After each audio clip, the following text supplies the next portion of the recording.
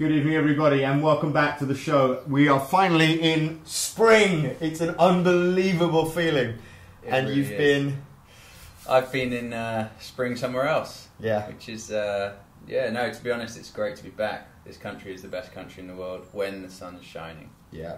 Well, let's face it, it's the best country in the world, full stop, but the sunshine just makes it that much better. All right, fine, I'll buy that. I'll buy that.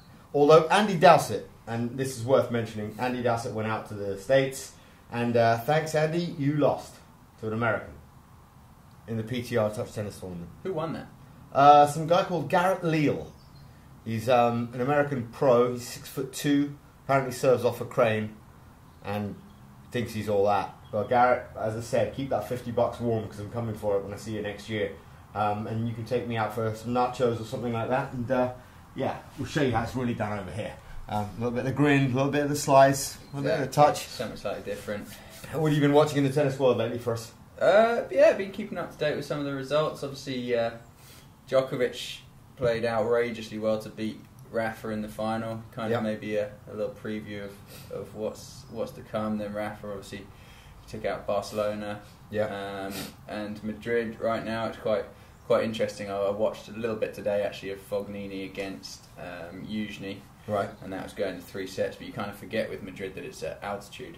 Yeah. And you sort of think, why are these points so short? And yeah. That's why, is because at altitude the balls fly faster and they're kind of tougher to control and obviously tough to defend when the balls are going through the air very quickly. Why have they got all those indoor courts as well? That doesn't really make any sense to me. I mean, no, I'm not really sure about that. I mean, they put Raonic today indoors.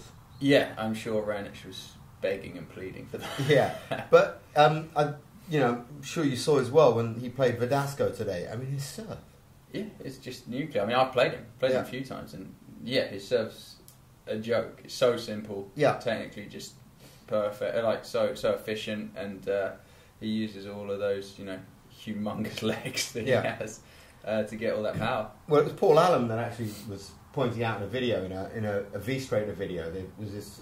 If you haven't got the app yet, download it. It's unbelievable. And I say that for nothing. They don't pay us to be on our site. I actually put their ad up on the touch tennis site because I legitimately think it's an invaluable product.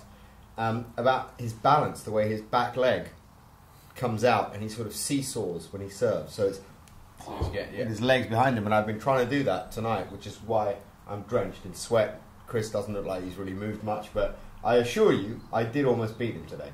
3-love up in the breaker. I have no idea what he's talking about. Was I or was I not 3-love up in the breaker to 5? I don't know what you're talking about. I got it 5 minutes ago. Yeah, whatever. But I did beat Josh Goodall. So, once at all. It was once at all, wasn't it? I'm talking of which, our guest tonight is none other than Josh Goodall, who's played Davis Cup very recently, has played at Wimbledon, qualified on his own, no wild card on his way through to the US Open, which he says to this day was the biggest match or biggest achievement of his career. But his proudest moment was when he got on the touch tennis court and played against me. Most people's proudest moment. I think that's fair. Yeah, I think it's pretty safe to say, isn't it? Yeah. No, Josh is good. Actually, Josh is good at touch tennis. Now, I've been getting some messages and some tweets, and I don't even know what I've done with my phone. I got one from the Melt, Maidstone Melt. Julian has got a tournament on the 19th of May. A touch tennis tournament. Yeah, it's on the calendar. I think Jack's running that, isn't he? Yeah, Jack Lusher. Yeah, you played against him with Danny Sapsford. Yeah, we did a little. We had Danny on the show at the end of last season, didn't we? Have we had him on the show? Yeah, we did. Yeah. Yeah, he's his tennis circus. We went and did a exhibition clinic day down in Maidstone, which was really good fun. Lots of exposure. For the kids. Julian's trying to get loads of kids involved, signing up, playing, which is fantastic, obviously, for the sport. And yeah, it was good fun. It was really good fun. No, it's great to see. Yeah. If you're interested, Danny Sapsford runs the tennis circus. If you want Chris to come down to your club and show you all how to be 3-love down in a touch tennis tiebreak, he's willing to do that and still turn up looking completely unfazed as if he hasn't just played. I assure you he has, and I would never lie about scores, records or results. Now, another thing to come up, next week we're going to be looking at some betting odds and what the market's offering. I do want to chuck something out there before we go into any more detailed analysis. Now, looking at the stats, Simon plays Murray next, and Simon's 10-0. But I think if he's going to beat Murray, it's going to be tomorrow. And my thoughts are, now, bear in mind, you should be looking for 8/10-1, because for every 10 times they've played, he's lost. You want to get something like 8-1 if you're going to bet somewhere. I don't know, have a look on Betfair or somewhere like that. And my thoughts are, Madrid, as you said, is just that bit faster. Yeah. So Simon gets a little bit more pace that he wouldn't normally get. And you've seen him in Shanghai. We've seen him at the Masters in Shanghai play really well on a semi-quick indoor court. Yeah. Depending on where they put those guys, it's at altitude, he might be getting some free points. And Murray, as good as he looked today, playing against Florian Mayer. You can't have bags of confidence. Yeah. He went 7-6, 7-6 against Mayer, and he was set point down twice in the first set against Florian Mayer. So my thoughts are, look, I don't want to say Murray's going to lose tomorrow, but hey, if you make money out of it, who cares? Yeah, no, it's an interesting one. I haven't actually managed to see that much of Andy playing. Certainly a couple of years ago, Simon was really, really difficult to beat. Yeah. You can understand why it's 10-0 in matchups, because Andy pretty much can do everything Simon can do, right, but a little bit better. But Simon's tough. I mean, if Andy shows a little bit of weakness, Simon will get all over that, and he'll be, sort of looking like he shouldn't really be a tennis player, but playing really, really well, and he can wind some people up. So Andy's got to be on his game, and if you can get 10-1 on that, it looks like it's worth a cheeky 5 or 10. For sure. Well, the thing I've noticed about Andy Murray today that he was doing a lot of is he was hitting the ball incredibly hard. When he got the short forehand, he was moving over to it, blasting it, really teeing off on quite a few of them. I'm sure he's an expert when it comes to changing what he's doing given the circumstances, or adapting to what he's playing, putting the ball in dirty places. But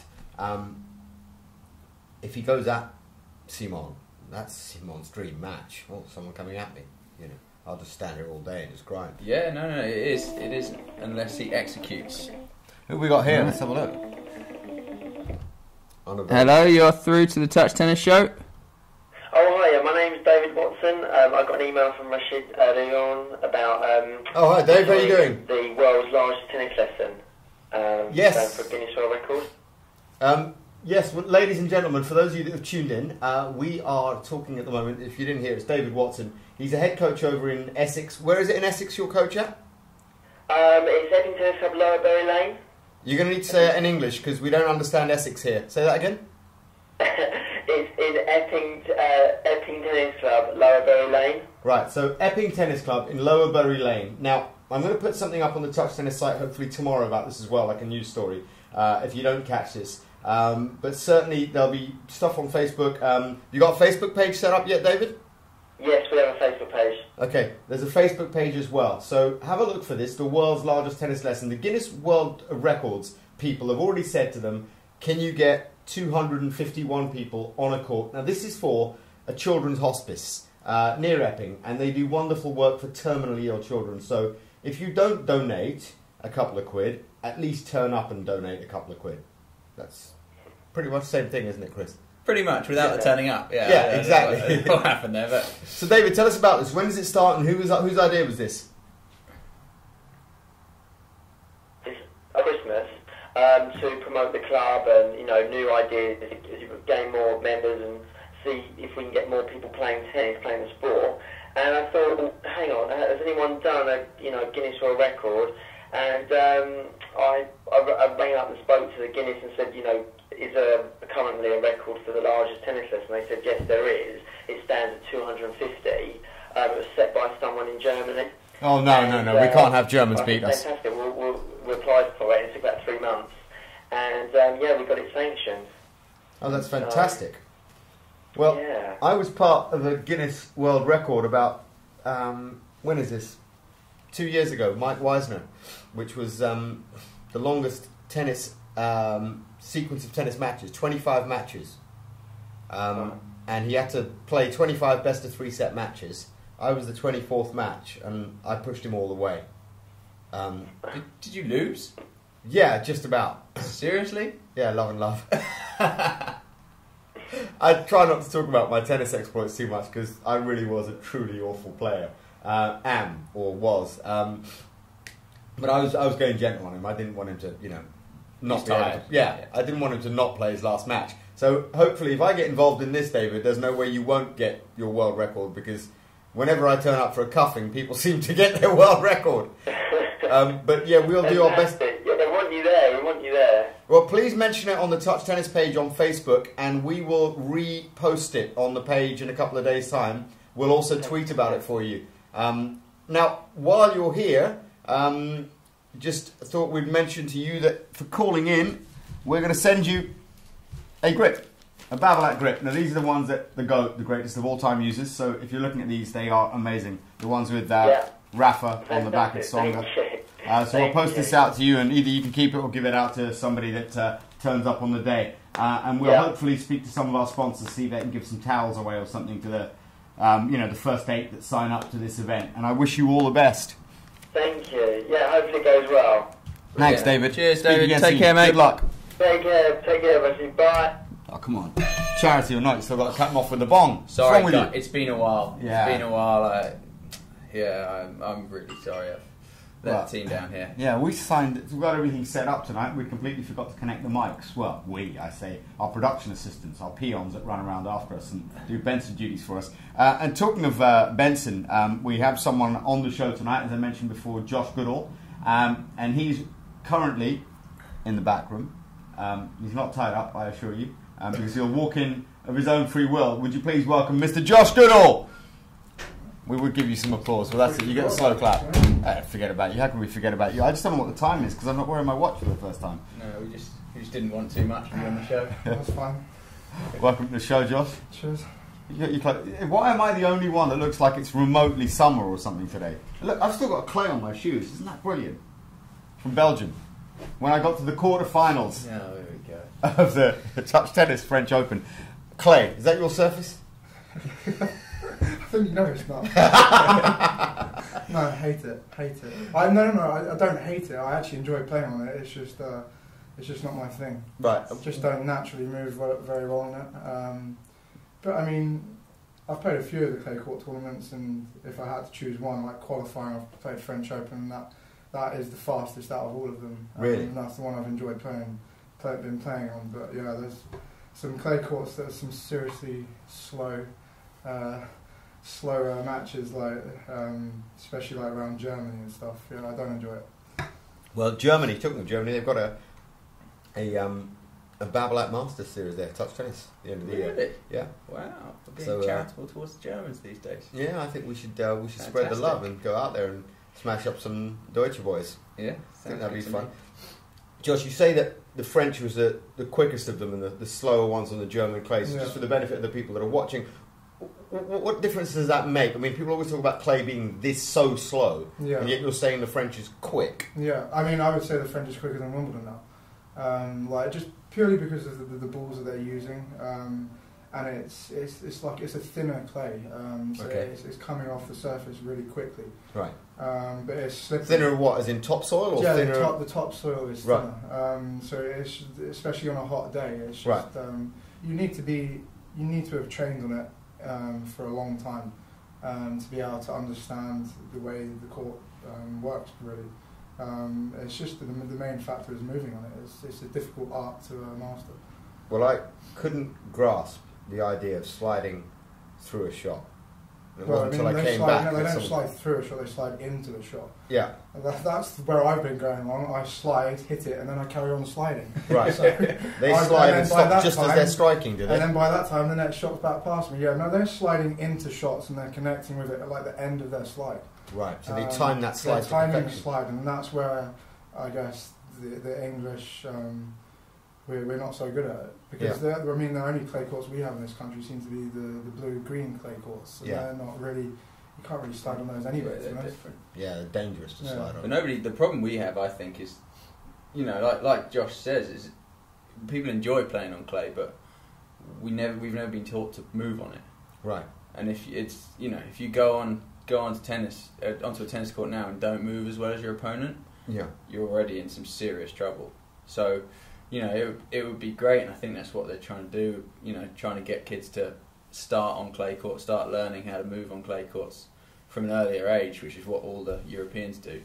And you know, that'll make a huge difference, because you know the Brits are not adversely opposed to playing on clay. They just don't really know how to move on it, and the tactics aren't rocket science on clay. It's just you have to move well enough to execute them, basically. Right. And I think that's where the Brits have fallen down in the past. So, talking of tactics, you two were banging on out there on the touch tennis court about how you play exactly the same tactics on a touch tennis court as you do when you play tennis. Yeah, it's pretty much exactly the same as Frinton 2011. Yeah, it was a one set all at the end there. It was indeed. Yeah. What were the scores and sets? 4-love. 4-love and then 4-2. Who won the last set we played? No, yeah. I thought so. This could go on all night. So yeah, we normally what we would have is at this stage we'd bring in the celebrity touch tennis challenge or touch table tennis challenge, but tonight we were so busy out on the touch tennis researching for the show that we didn't really get a chance to record it. So we're going to take you down there live and show you exactly what happened. We've got Nick Lester in Madrid at the moment. We're also going to have a look at what he's up to. But we're also going to leave the phone lines open for a little while, because we'd like to play something called How Long Is Your Handle? Now, Josh Goodall, when he came on the show last time, some young lady rang up and asked him, you know, how long his handle was. And that gave me an idea for a game whereby we'd give away a racket. If you could guess how long Josh Goodall's handle is. Now, is it 8 inches, A, 8.2 inches, or B, or 8.4 inches, C? It's entirely up to you which one it is. You can call in on 0203 397 4087, and you know, we'll be able to tell you which one it is, A, B, or C, whether you get the right answer or not at the end of the show. And we'll also go downstairs live to do the sequence of the little battle between these two guys. Josh, so you're off at the moment. This is to do with your ankle? Yeah, my ankle. I rolled it over in Crete. So I've been out about 4 weeks now. Yeah. But I'm hoping to get back on court on Thursday. Yeah. And then get back in it from there. I'll ask you a question. I don't want to shamelessly plug the sport touch tennis, but you know, why not? I'm just thinking, given that you've got a bad ankle and you hadn't really warmed up, is touch tennis not a great opportunity for pros who want to keep their hands in but not necessarily have the foot movement because they don't want to go over on their ankle again? Is that not the solution? Should they not be installing these? Well, yeah, that's the first time I've stepped on court in 4.5 weeks, and I guess it was almost kind of the ideal way. I was actually testing my ankle to see how it would react. Yeah. And that was kind of a good way of doing it, to be honest. Yeah. So now I can go on to Thursday onto a full-size court, and I can. I know that in the couple of days before that I have actually warmed it up in like a miniature version. Yeah. And it's held up pretty well. So no. You have a degree of confidence then playing. Yeah. I remember when I rolled my ankle about, oh God, this is grim. It was about 13 years ago. I remember it took 6 weeks before I could go back. Yeah. And when I went back with my physio watching.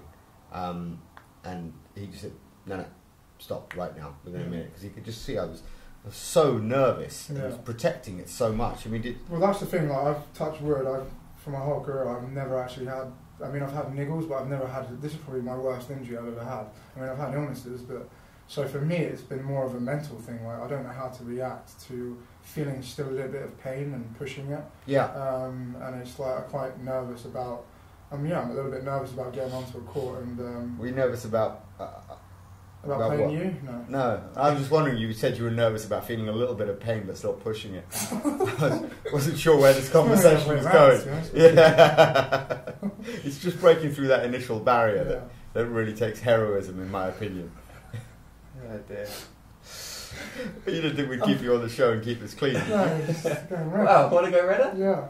But I'm sorry, if you've tweeted in or you've sent texts to me or you've called and we've not let you get through, it's because I haven't got my phone. So I'm sorry. I mean, I should really go and get it, shouldn't I? Yeah. Yeah, because I was texting you saying, can I come in yet? Oh, have you? Oh, is that you on there? Oh, here we go. Right, I now have my phone. So it's at 9:30, 9:28. Let's have a look. Yeah, I did get a tweet earlier. I was meant to respond to it, and I completely forgot. Really professional. Good. Zainab Walji will listen in and maybe try calling with a rubbish guess. Josh Goodall, live show at 9:10 at Touch Tennis. Sasha Jones, this coach from Liverpool, I don't know what she's banging on about. Jolly Tot and Joshua Goodall followed you. So none of these are of any consequence whatsoever, but I will look on the Facebook page while we're live and just double check that nobody's written in with any abuse. And so far, I don't really know how to use, you know, this new pages thing on Facebook. Instead of just look, you don't have any pages, do you? You're looking at the wrong person. Yeah. Green pages. You know, your pages, the pages you administrate, you wouldn't know either, would you? So Raphael Kuhn, the German guy, is saying, well, you're not very bright, are you? I mean, let's be honest. I mean, there's nothing... Nobody knows what you're on about, Rashid. Okay, what I'm trying to figure out is whether or not somebody's posted anything on the Facebook page, but on an iPhone you can't really see it because it's just dither and it's boring. And that there is your message from Josh Goodall saying, what time did I miss my cue? Well, I heard my name and I thought, should I have gone in then? And no, wait it's another all right. 5 minutes. No, we cheer you in, you know, properly, and we set you up. But you know, I can't believe that Zainab hasn't actually bothered to write in or call in with his guests. And I know that Adam Hassan had asked a question, and we've got another text here as well. Seabrook saying, yes, mate. I don't know what that means. Julian Squires, working tonight so won't be able to see the show live. Just wondered where Chris's achievement of helping Jack Lusher win a match compared to beating Pashansky and winning Bromley touch tennis. P.S. Any chance of a plug for... Oh, shut up. Yeah, no, that's pretty much why my back's a bit sore right now. It's carrying Jack Lusher through an exhibition match. But, he sucks, doesn't he? He was alright. I mean, come on. I mean, I beat him at lawn tennis. He's that bad. No, you wouldn't. Really? Yeah. Is he alright? Yeah, he's not bad. I'd kill him at touch though, wouldn't I? He got cuffed. Yeah, exactly. No, but Danny Sapsford was still not missing returns. Same as usual. Yeah. He just doesn't get old. Yeah. He's unbelievable. Guy's going to be 103 just... Yeah, exactly. Following back I'm surprised we haven't had any calls about the length of Josh's handle. Some really confused ex-girlfriends calling in going, what? Yeah. Okay, so just remember the length of... How long is your handle isn't about what you think it is in case you're confused out there. Because otherwise it would have been options 4 inches, 4.2 or 4.4. We're talking here about racket handles. Josh, that's average. Now, yeah. You know. It's his tennis racket handle, what he uses to play the game of lawn tennis. Is it 8, 8.2 or 8.4, we asked. And if you don't call in, I'm going to just get Josh to sign a racket and give it to me, because that'll make me feel happy. There's another thing I wanted to plug here, by the way. This is important. Philip Reynolds on the 22nd of June. That's the first Saturday. Hang on. We've got a caller. There you go, Chris. Hello, through the Touch Tennis Show. Hello guys, it's the Magician. Ha! Here we go. The Magician. You alright, Elliot? Hey, you alright guys? Yeah. Well, I just thought I'd use my, magician psyche to try and work out the length of this young man's handle. Okay. Well, we'll just give you some pointers. Hang on. It's a barrel up. What do you use? But, I don't even know what it is. The Pure Drive, right? Yeah, Pure Drive. He uses the barrel up Pure Drive. Remember, I grip up high. Alright, well, I'm just trying to, get a feel here. Hang on. You want to get a feel of Josh's handle? Now, what we want to know, first of all, Elliot, is that now that you've called in, what kind of man would degrade himself to go through this indignity, to phone into a show to talk about a man's handle length for the sake of a £20 racket? What kind of human being are you? Well, the problem is, I'm running a touch tennis event too, and I need more rackets. Respect. Yeah, okay. He'll just degrade himself and end up on a Compton stoop for $5 a throw. If it gets him a free racket, love it. The guy's a hero. So go on. So what's your guess then? Tell us what your magician thoughts have been and how you've arranged the coins around the table. Well, I'm looking at Josh. He looks like a happy young man, He's got, maybe, but there could be an undercurrent of misery there. So it 8 inches, but he wishes it was a bit bigger. I don't know, but I'm going to have to go with 8 inches. No, he's got it wrong. Oh, no. Unfortunate that you got it wrong. Now, Elliot, I'm thinking that you're probably only time for our last call. Should we give him another guess because he's putting on a touch tennis tournament, or should we just hang up on him because he's got long hair? Both good calls. Yeah. Toss a coin? Do you want to toss, as it's your handle we're talking about? A coin. No, go on then, Elliot. Have another guess. Alright, well, maybe it's 8.4 inches then. Oh my God, this hangout's cousin. Cheers, Elliot. Okay, so basically he's just giving it to the next person that calls in because he's such a muppet. But anyway, I was talking about Philip Reynolds. Elliot, now would probably be a chance for you to get your girlfriend to ring in because there's no chance of you winning it. You're a muppet. She knows what size Josh's handle is now. Yeah. Oh, that's just dark. Yeah.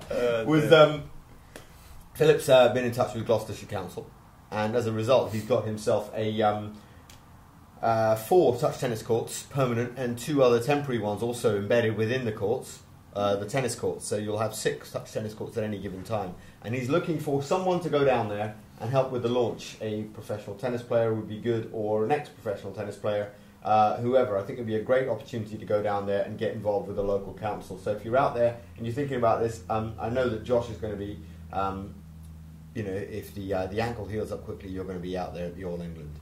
Hopefully you're getting ready for your first match on the Sunday or Monday. Monday. It's not stupid like the US or the French where they start playing on a Sunday.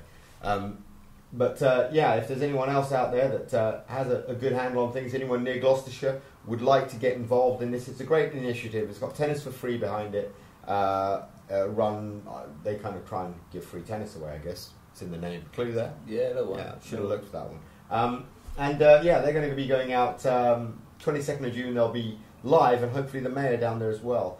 Just one last mention also. Can I just put something in? I think I might have some friends from school watching this. Can you just give a basic rundown of the sport? Because they might have tuned in, but they might not know what touch tennis is about.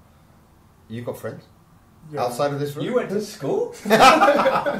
Alright, forget it. I'm just trying to tell you what, just stop watching now actually.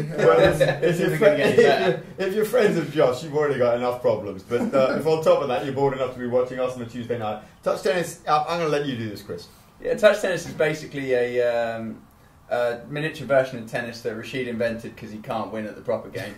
But no, it's basically you play with 21-inch rackets, sponge balls on a small court, and it's a fantastic sort of leveler. Anybody can play it. It's so much easier to play than tennis. But once you get competitive and get good at it, you can also excel, and it's a lot of fun to play. Yeah.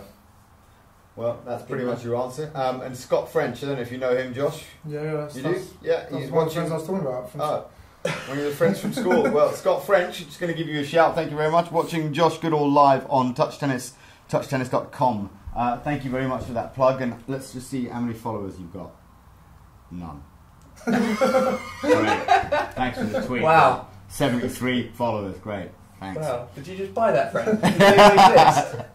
What was that? Rentatweet.com. As Josh invite Josh to abuse him. Yeah, absolutely. I mean, we used to bring that's you his on other Twitter account. Yeah. Well, listen, we're going to quickly just.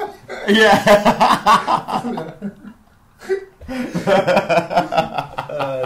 Yeah, the one that you didn't delete me from. Yeah, thanks for that, pal. Unfollowed me. He's lucky that I even follow the guy.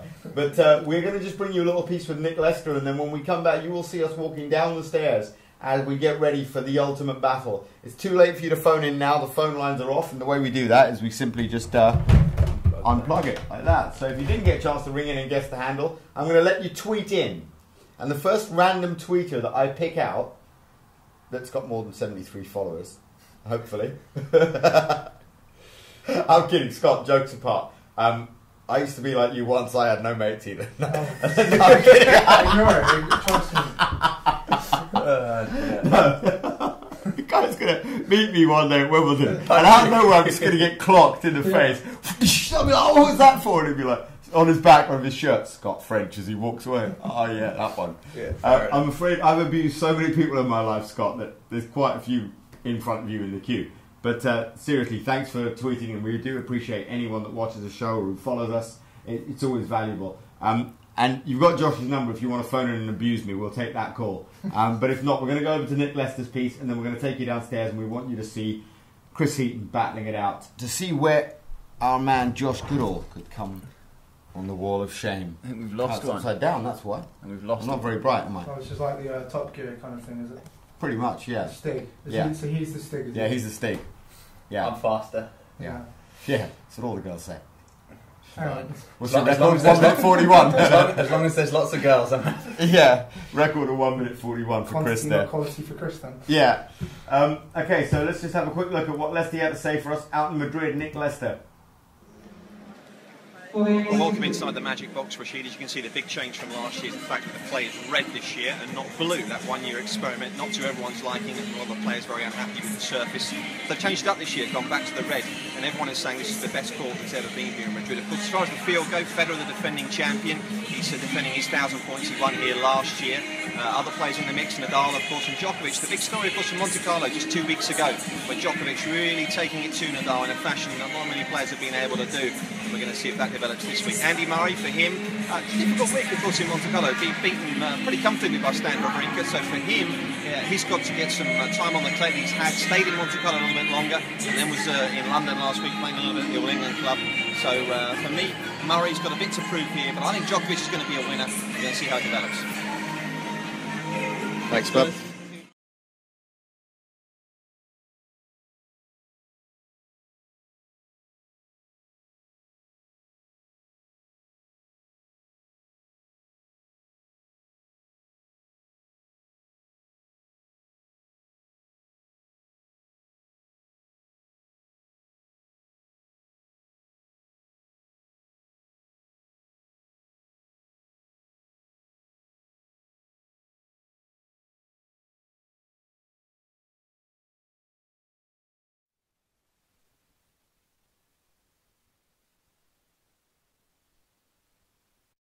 We're back, everyone. Hope you can hear us. And I'm just trying to get the camera set up so you can watch this unbelievable battle between Josh. It won't Goodall. be unbelievable.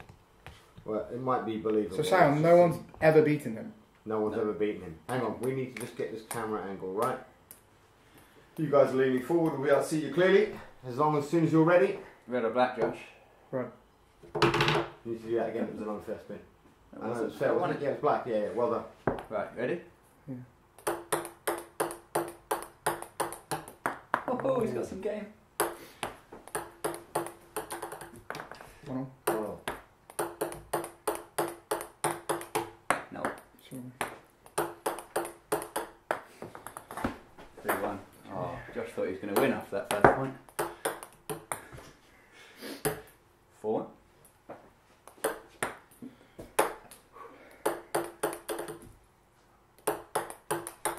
Shot. 6-2.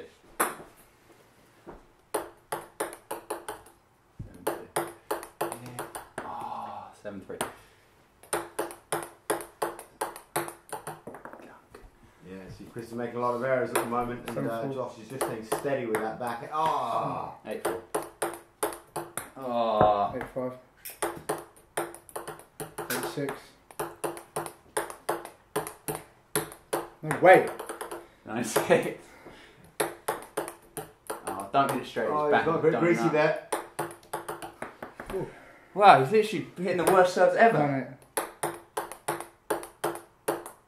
See you later. Hang on, does that count if it hits his back? Yeah, if it's miles off the table, Okay, relax. right, okay. 10-8. Yeah.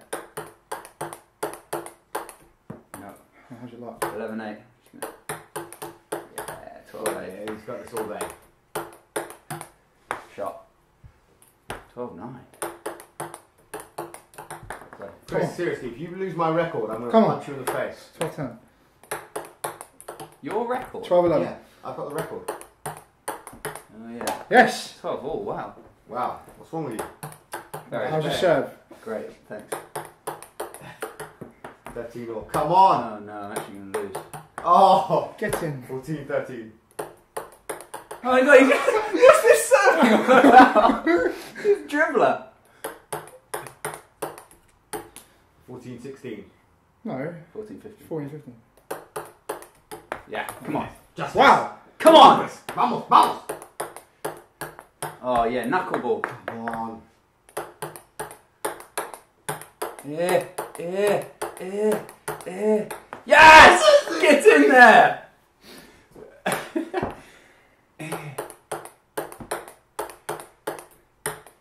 Yeah.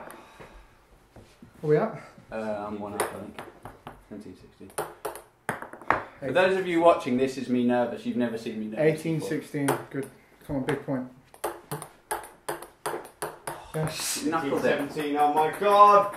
Chris, you can't lose another point. Come on, man up. Have you got? What did you get? I got 17. Ooh. 19-17.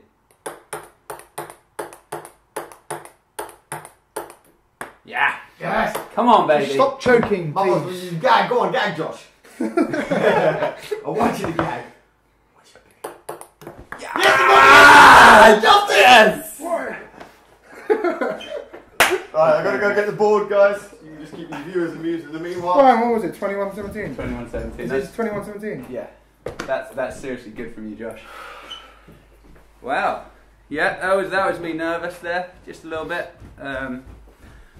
Got to be honest, the fact that I haven't played for a while and Well, that's the first time I've ever played, by the way. So. the fact that I haven't played for a while and the fact that I can't beat Josh at any racket sport really had something to do with that. I don't know where she's going, but yeah, it looks like. Oh no, Rashid, you were 21-15. Oh no, we got someone top of the list right now. Well, come on then, let's put. Everybody's moving down. Oh my god. Can we put my nickname, please? Ooh, what's that? Goose. Goose. Goose. Yeah. You absolutely. You've actually just lost to a guy who wants to call himself Goose. That's embarrassing, Rashid. Alright, so just lead the board. We've still got Melina Harris. Right, bring up the bottom. Go on, Rashid. You write that in. You write that in. Goose. G. What was the score? 21-17. Yeah. -4. Wow. Goes at the top of the board for Brutal. all of you to see. I want to thank everyone for joining us for a great show. We enjoyed having Josh on board. Thanks, Josh, for coming on again. Sure. Really appreciate having you here. We wish you a really speedy recovery with your ankle. And before that, I'm going to cuff you at 9-ball to show you how that's played. At least I'm going to win at something tonight. And Chris, as always, thank you for being with us. Pleasure, Rashid. Thank you very much, guys, and we'll see you again next week. See you later, guys.